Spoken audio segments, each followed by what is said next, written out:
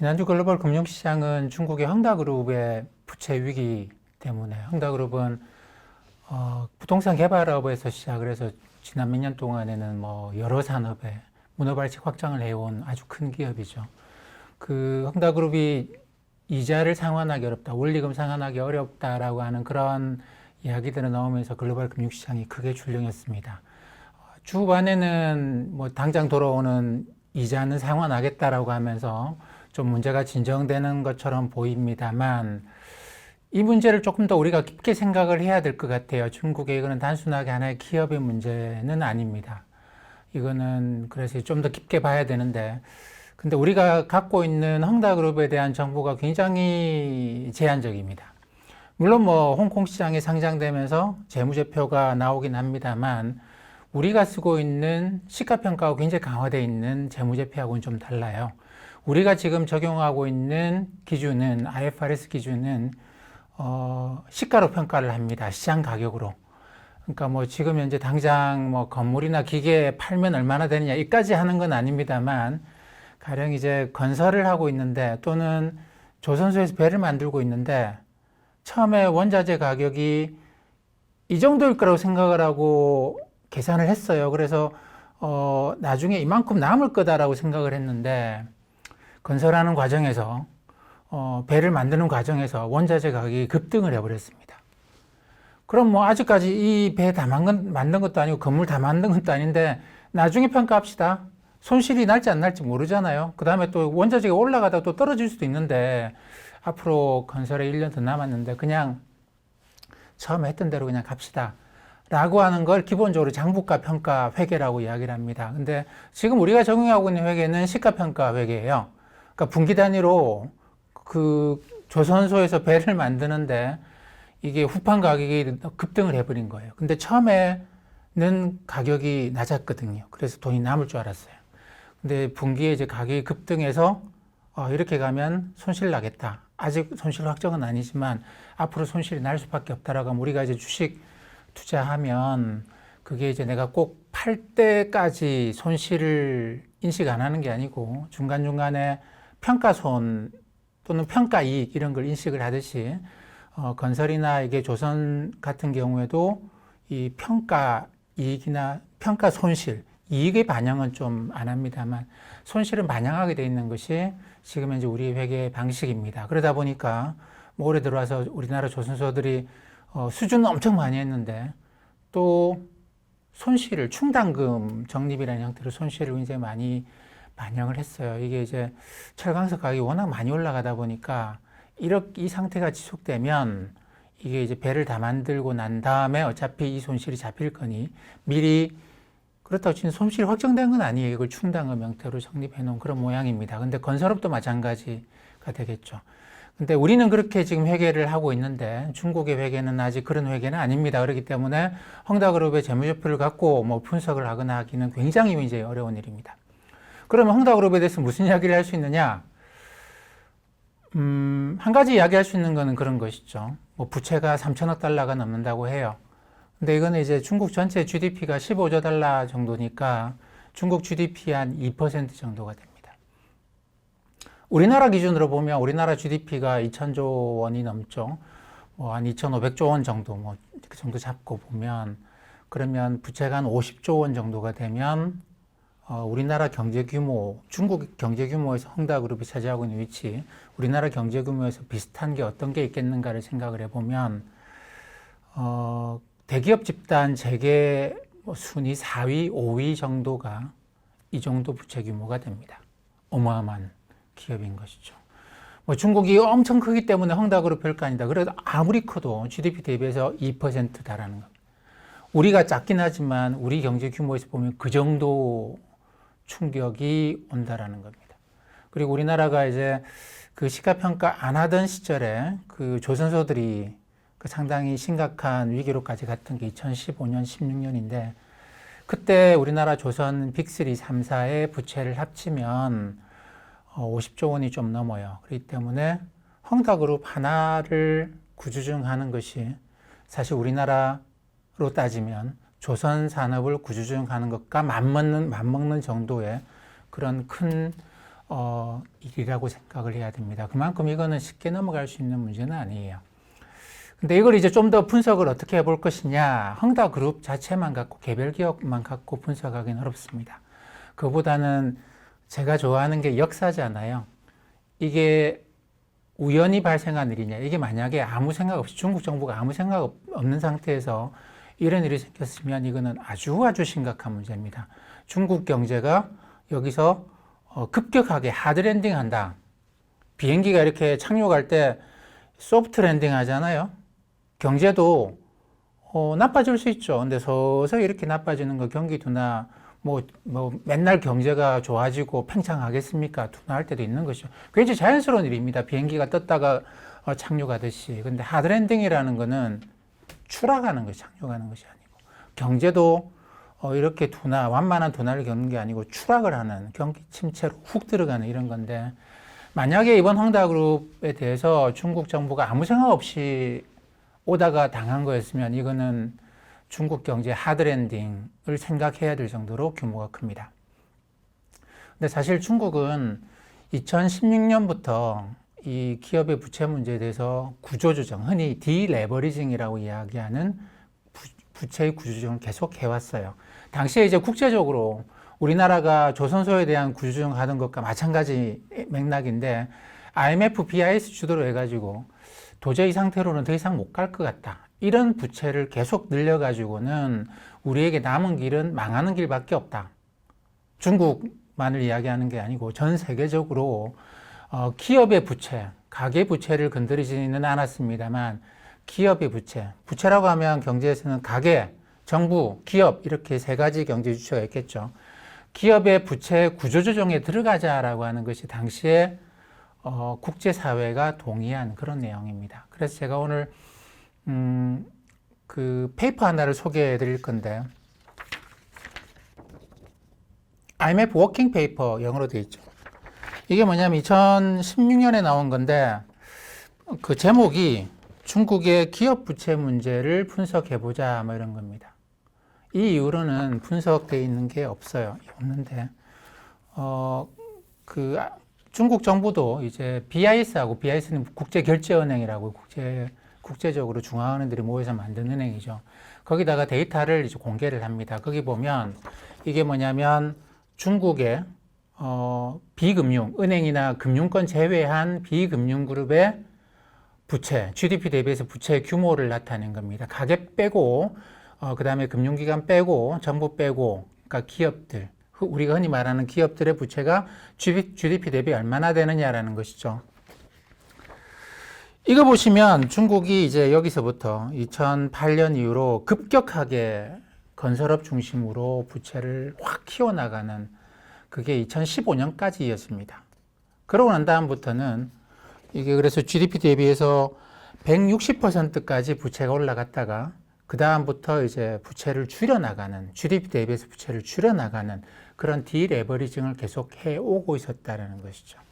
물론 뭐 작년에 이 바이러스 확산 국면에서, 코로나 국면에서 부채가 다소 증가한 게 있습니다만, 사실 중국은 2016년부터 계속 디레버리징을 해왔고, 그 과정에서 이런저런 기업들의 파산도 계속적으로 나타났습니다. 근데 중국 정부로서는 이 상태로 계속 가는 것보다 조금씩 경제에 조금씩이 충격을 줄 수 있지만 이렇게 조금씩 정리해 나가자라고 하는 방식으로 해왔고, 그 과정이 2016년 이후에 이 중국 정부의 디레버리징에서 헝다그룹은 최대의 난관에 직면한 것만은 분명한 것 같습니다. 왜냐하면 규모가 너무 크기 때문이죠.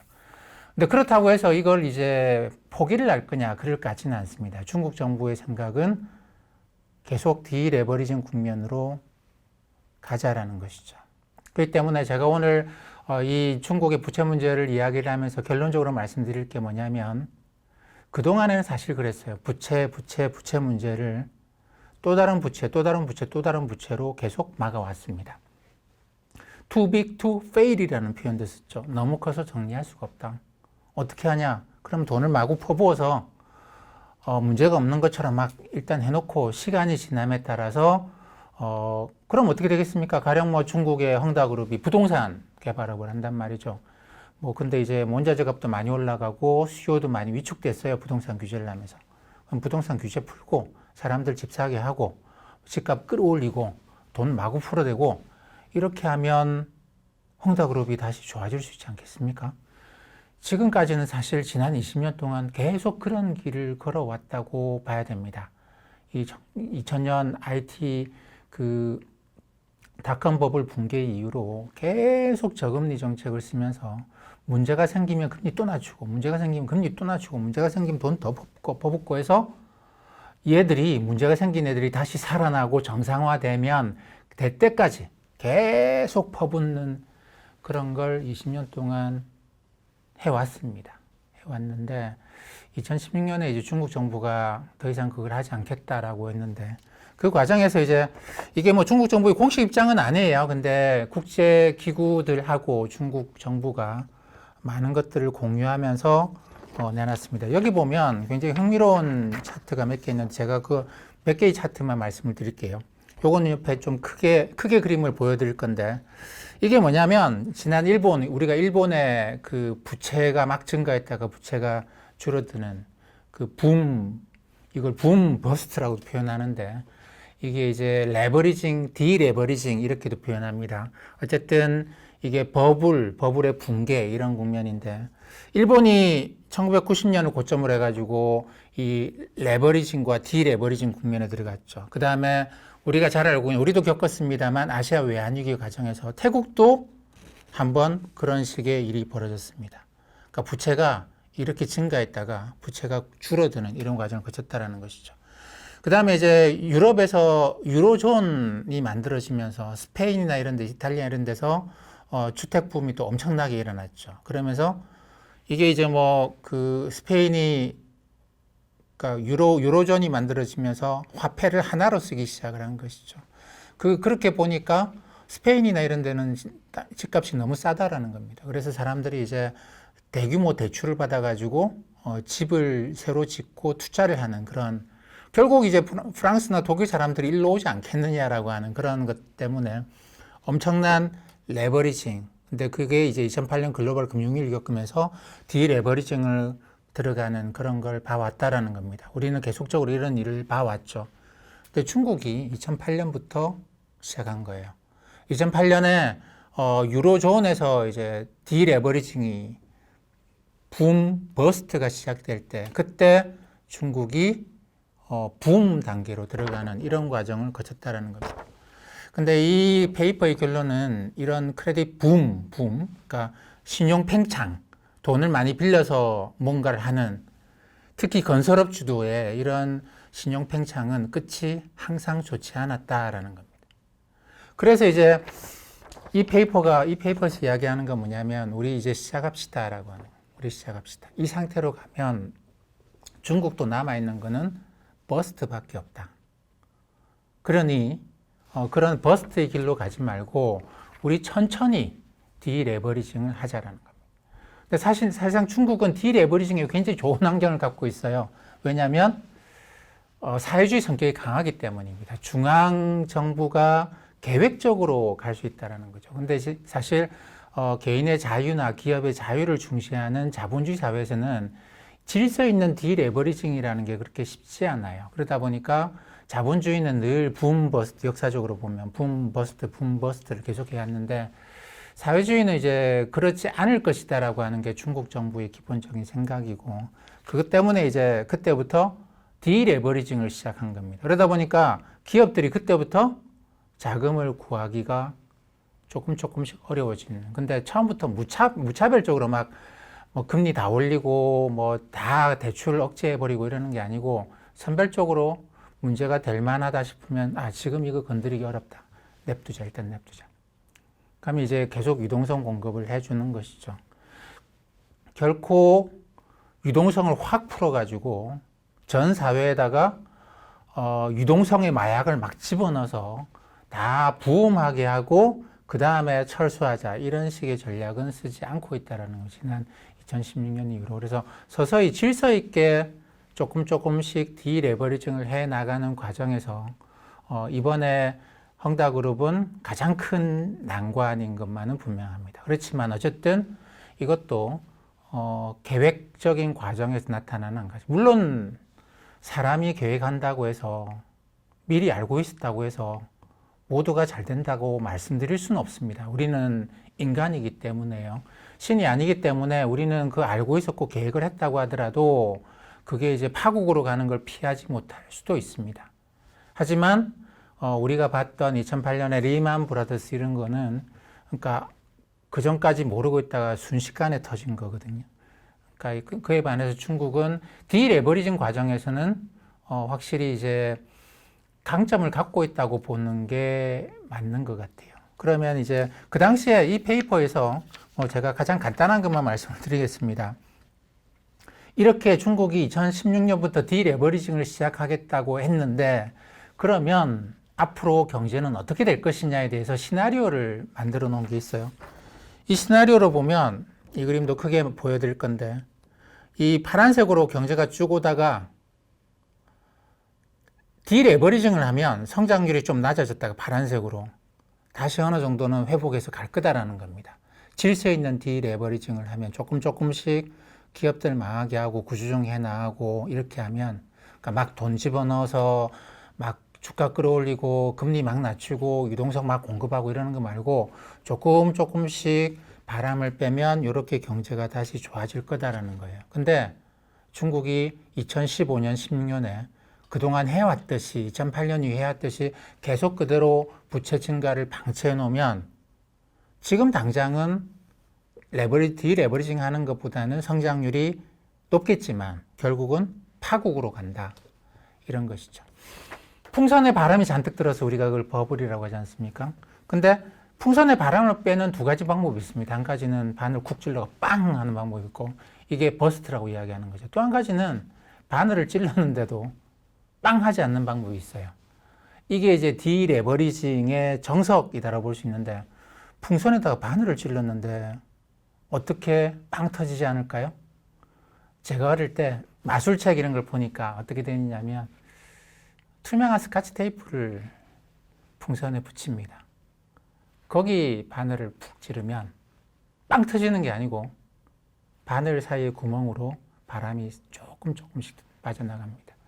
이게 우리가 이제 이미 버스트는 있었고 이미 신용팽창은 엄청나게 있었고 그러니까 풍선이 이렇게 바람이 커졌는데 이거를 리만처럼 한 방에 빵 터지는 게 아닌 방식으로 해결해 나가려고 한다면 스카치 테이프 딱 붙여놓고 바늘을 찔러야 된다는 거예요. 그러니까 질서 있는 구조조정 이런 맥락으로 봐야 되겠죠. 그렇게 되면 그 당시에 이제 IMF의 전망, 이 워킹 페이퍼의 전망은 그렇게 되면 성장률이 추락하지 않고 완만하게 성장률이 내려가는 경로가 될 것이다. 근데 지금 구조조정을 시작하지 않으면 성장률이 추락하게 된다는 겁니다. 이 그림도 한번 보시면 구조조정하게 되면 이렇게 증가하던 기업의 부채가 완만하게 증가하는 선으로 유지가 되겠지만 지금 행동에 나서지 않으면 빨간색처럼 이 부채가 계속 증가한다. 이거는 언젠가는 터지면 그 끝은 굉장히 좋지 않을 것이다. 중국 경제의 파국으로도 갈 수 있다라고 하는 것입니다. 이 때문에 최근에 이제 중국에서 작년, 재작년에도 계속 나타났죠. 이런저런 반도체 기업이 파산했다, 원리금 상환하지 못하고 있다, 중국 경제에 파산하는 기업들이 많이 늘어나고 있다. 근데 사실은 계획적으로 가고 있는 거다라고 봐야 됩니다. 모든 계획이 성공하는 것은 아니지만 어쨌든 무질서하게 막 추락하고 있는, 하드랜딩하고 있는 비행기가 조정 불능 상태에서 추락하고 있는 그런 것은 아니다라고 봐야 됩니다. 그러면 괜찮은 거냐? 생각은 바꾸셔야 돼요. 생각은 바꾸셔야 됩니다. 지난 20년 동안 우리는 문제가 생기면 늘 더 많은 유동성으로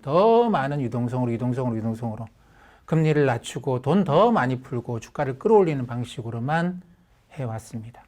근데 최근에 이상하다는 거 많이 느끼실 거예요. 이상하다 많이 느끼실 겁니다.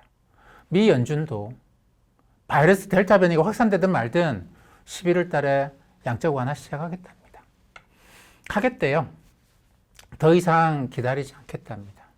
한국도 그렇죠? 경제가 좋아졌나? 이게 충분히 좋아진 건가? 이 정도면 된 것 같다 라고 금리 인상을 시작해 버렸습니다. 8월 달에. 그리고 또 금리 인상을 하겠다라는 그런 뜻을 아주 강력하게 시사를 하고 있죠.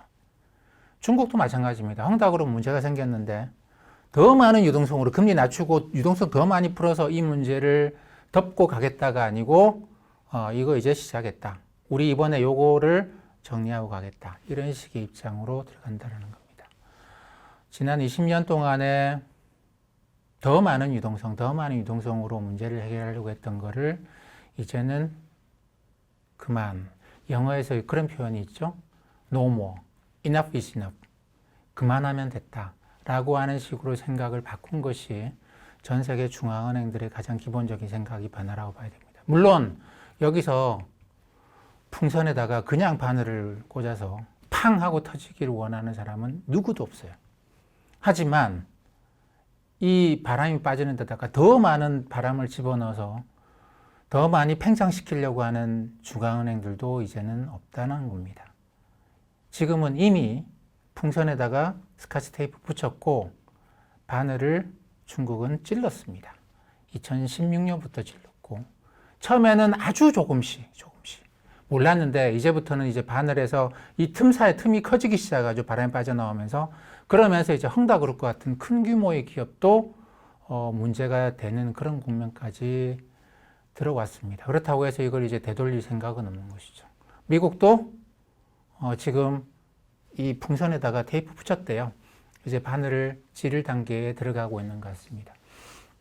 이 때문에 기본적으로 이게 유동성, 더 많은 돈, 그러니까 돈 복사기 이제 이런 표현은 이제 안 하시는 게 좋지 않겠는가 싶고, 그거보다는 어떤 주식 투자나 모든 자산 투자에 그렇죠. 우리가 밸류에이션, 모멘텀 이런 이야기를 하는데 자산 가격은 이 두 가지라고 봐야 됩니다. 가격이 싸다, 적정 가격보다 싸다 그러면 올라가겠죠. 그래서 주가 올라가고 자산가가 올라가는 힘이 한 가지 있을 것이고, 밸류에이션, 비싸면 떨어지고 싸면 올라갈 것이다. 적정 가격에 비해서 이런 게 하나 있을 거고, 또 한 가지는 모멘텀이라는 게 있습니다. 좋은 뉴스가 막 나와요. 세상 유동성을 막 푼답니다. 와, 그럼 사람들이 돈 빌려서 더 많이 이걸 사겠네? 그럼 내가 먼저 돈 빌려서 사야지? 이것도 자산 가격을 올리거나 내리는 데 굉장히 중요한 힘이에요. 근데 지난 한 2년 동안에 이 모멘텀이 주도를 했습니다. 밸류에이션 신경 안 써. 모멘텀 주도했고. 근데 지금 세상은 지금 미국이나 중국이나 한국이 하고 있는 거는 이제 이쪽 모멘텀은 잊어야 되는 그런 상황으로 가고 있는 것 같습니다. 투자에서는 지금부터는 밸류에이션에 집중하는, 이게 정말 살 값어치가 있는 것이냐, 너무 비싸냐, 거기에 집중하시기를 권해드립니다.